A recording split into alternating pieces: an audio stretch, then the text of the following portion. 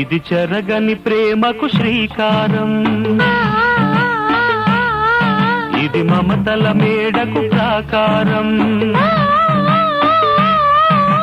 పండిన కలలకు శ్రీరస్తు, పసుపు కుంకుమకు శుభమస్తు, కనివిని ఎరుగని అనురాగానికి కలకాలం వైభోగమస్తు, కలకాలం వైభోగమస్తు.